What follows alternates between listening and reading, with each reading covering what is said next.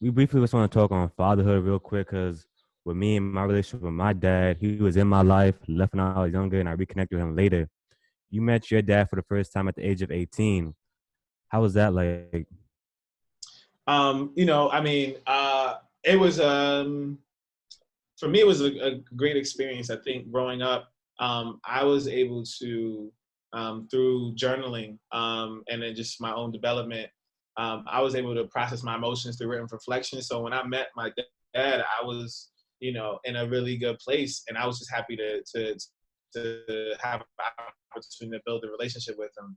I wasn't, I didn't have any animosity. I didn't wonder, why or have any anger or anything like that. I was just happy that, I get an opportunity to have my dad in my life, and like most like, and then even just think about it, because I kind of like a little bit of a forward thinker, it's like I'm actually gonna have him in my life for more than I didn't have him in my life.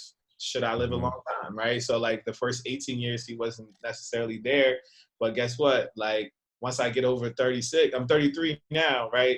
Or 32 right now, but once I cross 36, right, and when I get 37, he's been in my life longer than he wasn't in my life, right? And so like, and now, we have season. I'm a Dallas Cowboys fan.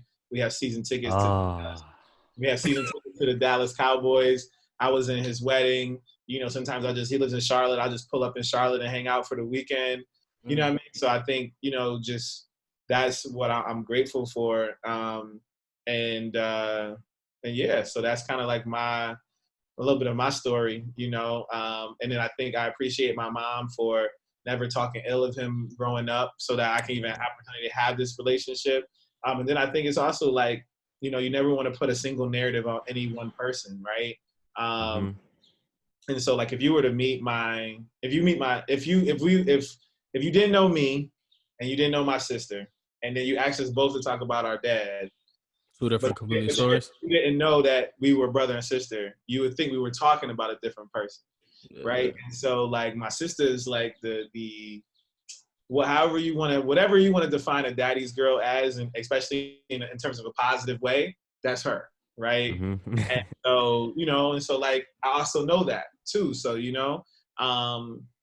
and so I guess even as I learned that, I was like, I'm looking forward to having that type of relationship as well. So yeah, I think you really hit on some real key points right there. I feel like your thought process is real mature too as well. Positive to be able too. You two key things you said. You said your mother never spoke ill about your father, which is real important. And two, like being able to have an open mind. Like you said, we can't have just a single view on somebody. So really touch on that and how you were just really able to like just have that open heart, because a lot of people feel neglected. Like, why weren't you there? I mean, those probably could have still been questions, but how were you able to really just like push forth and just have that relationship with him like that?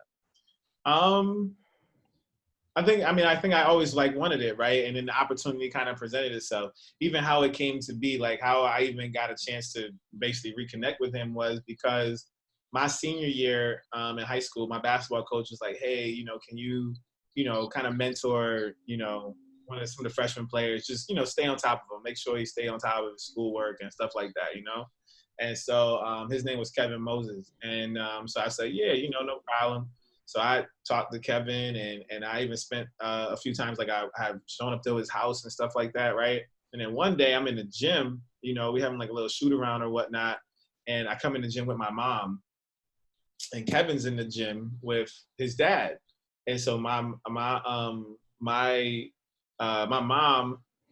says, Kevin, and then she's like, Angela. And so they were in school. My mom had me at 20 when we were in school. He is really good friends with my dad. So he didn't know until that moment. He didn't know I was the same little baby that was in the dorms when my mom had me. Wow. So that's crazy.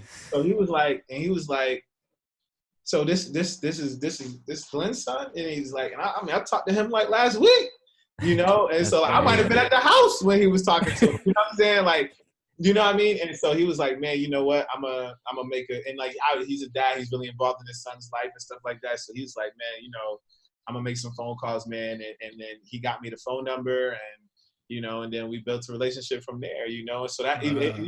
even the opportunity came through, you know, just being a good person and looking out Yeah. for another young man, like just that's kind of the catalyst. So like that anchors me, you know, and Mm. knowing like is what it is. And like also I think it just ties back to like when I think about this whole thing, you know, people have free will and God gives us that to live our lives and make our own decisions, right? And we can look back and say like, yeah, we did this, I did that, shouldn't have did this and whatnot.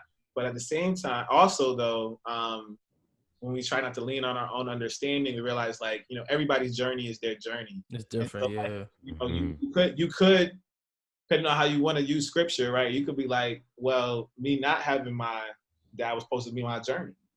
Like Mm. that's the argument that you can make. Like, because like where I'm at and how that all impacted me is to for me to do the things that I'm doing now or plays a role or is a factor in what happens. If I have him, maybe there's things that don't happen. The men that have poured into my life, maybe they don't end up pouring into my life or I don't end up building relationships with them if he is there because I have things that I'm maybe looking for. I get it at home as opposed to seeking out people to find it, right? So I think Yeah. those are Going Yeah. just outside of the yeah. those are what ifs, right? You know what I'm saying? Because like it's just the reality, right? And so I think that part of it is like that's just that all of this is part of my journey. It gets to be my story, it gets to be my testimony, and then hopefully through that it gets to be able to empower somebody else or somebody's like it's possible or whatever it may be.